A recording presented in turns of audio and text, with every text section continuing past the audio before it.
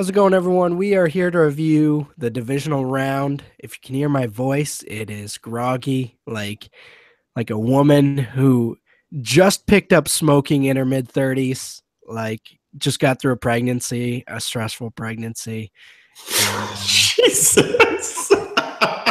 and it's not like totally like messed up.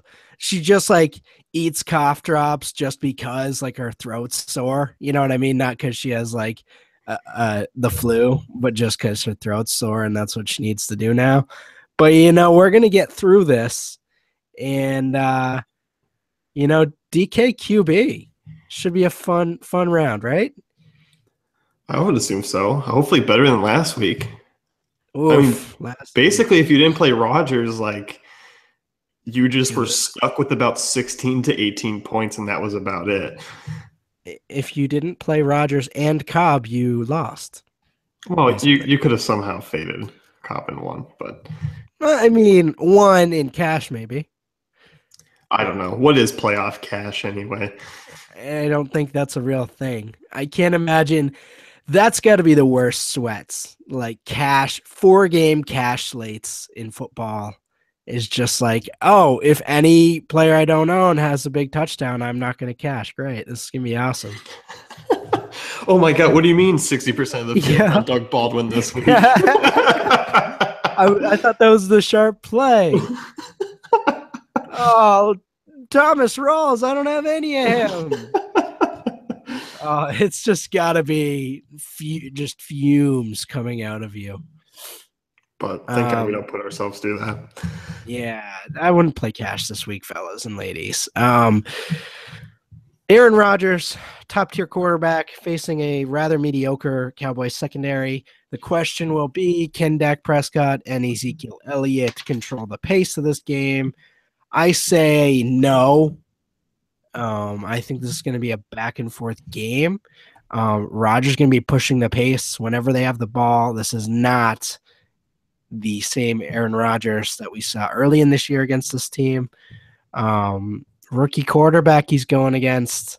Does Rodgers just keep this lethal pace going?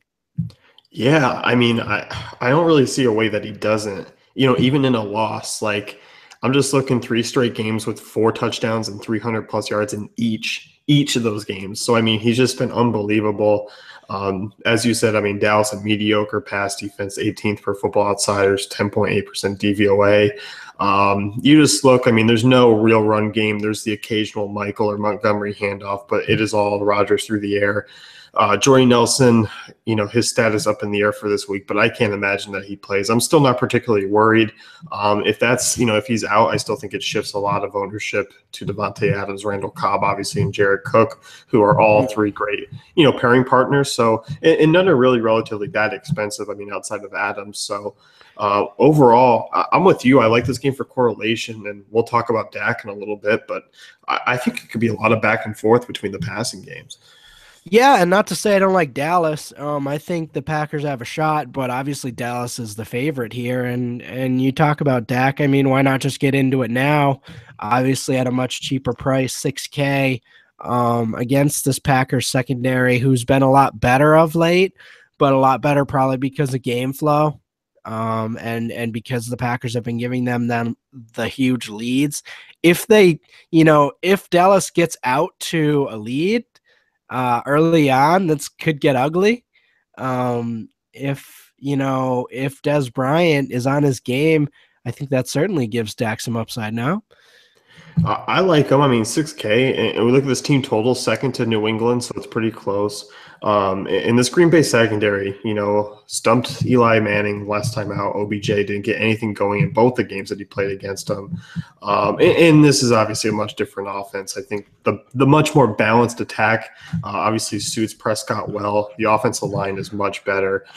So I think they're going to be able to take advantage of still that I'm not buying that it's a great secondary, even with, their performances of late. So Prescott 6K. I like Des Bryant this week a lot. I think he's an intriguing option. I think he's going to be one of my favorite correlation plays in this game. So, I have a tough time fading Rodgers, but I think I am going to be making some Prescott lineups where I'm still using Adams and Cobb within and using Bryant and just kind of, stacking that game alone. Yes. So Absolutely. overall, points per dollar, I mean, I could see him as being one of the kind of better values of the weekend. What are you thinking of like Cole Beasley or Terrence Williams or Jason Witten? I think Beasley's the more interesting play, but is that something you're interested in instead of Dez? Or am I just going full game stack, then maybe I throw Beasley in? No, I don't. I mean, those other two pieces are there. I think when we get into the playoffs and into the 4 game slates, we start opening our eyes to those secondary and third wide receivers. And obviously, we've used Williams and Beasley a lot this season. But, um, I think you got to start digging down for value because if you are going with a Bell lineup, you are going to need maybe a cheaper piece to kind of get some guys in. And I don't mind doing that when you kind of work in the game stack. It kind of suits well to like how you can use a Paul Richardson in Atlanta stack or something like that, or Sanu. I mean, you can't really rule these things out anymore. Yeah, Paul Richardson. Hey,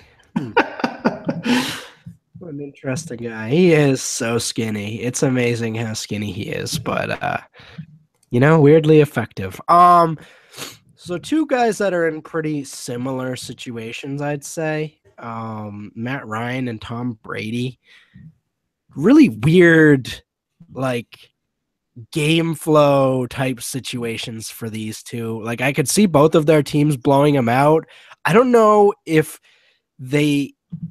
either of them have that like 400 passing yard, 4 touchdown upside like Rodgers does. I think they're more like steady Eddie. I could see both having like 302 touchdowns. That's kind of the game flow. Those are two good defenses, especially against the pass. I mean, I know Seattle hasn't been great, especially without Earl Thomas, but they're still not slouches. So, I'm not against Taylor Gabriel's screen touchdowns, but what are you looking at those two for? I like Brady this week, and I mean, it's hard not to. I mean, look at really what he's done this season. It's just been phenomenal. 28 touchdowns, 2 interceptions. But the thing with him, I mean, it's always where, we might get, the blunt week where it's 2, 3 touchdowns in the red zone, where he only throws for 250 and 2 touchdowns. And it kind of hinders his ceiling at times, but there's no doubt, he's obviously a high upside quarterback. We could see him just go in here and toss 300 yards and 4 touchdowns, even against this Houston defense. So Houston's defense has struggled a little bit more on the road against the pass. You look at Brady, I mean, 7 of his 12 games, over 20 DK points. For me, I just feel like Rodgers has the higher ceiling at this point for, $600 more. I might as well go that route. Obviously in play this week, but I think it's just more of if you're building multiple lineups, then you're just going to get some Patriots exposure and go that route. So Russell Wilson, I think, has the best matchup of the week. Obviously, we think Atlanta's defense is intriguing, as we talked about on our pods yesterday. But, Wilson's probably going to be throwing in this game. I think he's pretty intriguing. What do you think? I like him. I mean, 6,900. I'm also there's two sides of the coin with this one. Just because I've put my trust in Russell Wilson on the road a couple of times this season and it has not gone well. It is, traveling across country. Obviously, it's taken its toll on Seattle in the past. This season, certainly. The offensive line is still not good. We talked about in the defensive pods, there is some room for sack upside, but Wilson, yeah, I think he's going to have to throw. I think this is one where it could be a sneaky shootout on both sides. So obviously Matt Ryan, Russell Wilson would be in play. And you look, I mean, Ryan went on the road last time out and had a pretty good game in Seattle. So, if we get both these guys and what we kind of expect from them, I think they're going to be obviously high upside guys. But there are just little things kind of hinting at me where, okay, I can see the other side where they just don't put up a great game. Yeah, he's certainly not a cash guy, especially compared to Brady and Ryan. And cash guy, more meaning, who I'm getting the most exposure to in tournaments. But I mean, there is that upside. Seattle obviously proven themselves in the playoffs over the last few years. Looked great last week. Certainly some intriguing potential. Last two guys we kind of left off. Alex Smith, Ben Roethlisberger. Are you looking at them at all? Or Brock Osweiler? Well, Osweiler is certainly going to be probably in a situation where he's going to have to throw quite a bit. That doesn't necessarily mean it's a good thing for him. We chase the Blake Bortles games where he, has to come from behind and throw a lot in the third and fourth quarter.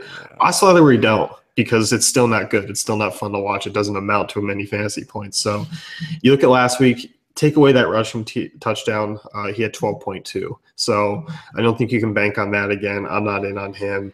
Roethlisberger, 6,500 is intriguing for his price tag. I'm going to still have a share or two, but overall, I'm not really too impressed with his away numbers. As far as Alex Smith goes, I don't hate it. I don't hate it because I think there is some rushing touchdown upside. I mean, last 3 games of the season, 3 rushing touchdowns. I think that offense was kind of impressive. It turned a corner there late where it started to show off some upside for some of the guys that we've been using a lot. I mean, he ended the season with back-to-back games of over 20 DK points. So, I mean, if you get that from 5,400, it just changes your lineup construction because you can just go a lot of extra routes at wide receiver and pay up for that extra guy that other people can't fit into their lineups. No kidding. And then you can go Bell Brown in that lineup and still have some flexibility if you want to go Kelsey. Would you play a naked Alex Smith or would you stack him with someone? I don't mind naked because we get random Kansas City touchdowns all the time. So I don't hate it. I mean, all the time. If you are, it's definitely with Kelsey, though. Yeah, Alex Smith, Albert Wilson, Chris Conley, maybe I waited all year. Maybe this is Chris Conley week, Yeah, Dwayne Bowe comes out of retirement and catches a touchdown. The week I have 0 exposure. Is Tyreek Hill a stacking option? So, yes and no, because the problem is, though, he still runs the ball. He's still a special teams guy. Smith has to throw it to him. That's the thing. He scores so many of his touchdowns in various ways where it's still in play because everything's in play. Everything is. Despite him having an extremely high floor, he's not a high floor play. I don't know how to say it other than that. He's a low floor play. If he doesn't get those 60-yard touchdowns, he's having bad fantasy days, but it just keeps happening. The problem for me, 5,500 is expensive for a guy who's he's boom or bust, but he's been booming a lot. And I don't know how much to say it's still a boom or bust play. Absolutely. So I guess rank your top 3 in order of just pure plays, not value. Who are your top 3? For me, I like Rodgers, Prescott, and Wilson. I think just in terms of taking everything into consideration, matchup and price. And then obviously, Ryan and Brady are there, and then we get down to Smith. Fair enough. Yeah, I think you're best served hedging a little bit, not going all in on one QB, but really Rodgers, Wilson, Prescott are the guys I'm going to be intrigued in that might, work for lineup construction. Anything else you want to throw in there before we head out? No, I mean, basically enjoy your last week of football unless you are insane and play 2-game slates. Oof. Yeah. and skip over the first part where Russ rants on about a barely not pregnant lady coughing and smoking. Yes. As always, if you like what we're doing here, give us a like and subscribe. Certainly head over to dailyfantasycafe.com to check out Jason's article. But as always, good luck. One less point than me, one more point than Jason. And we will see you guys next week.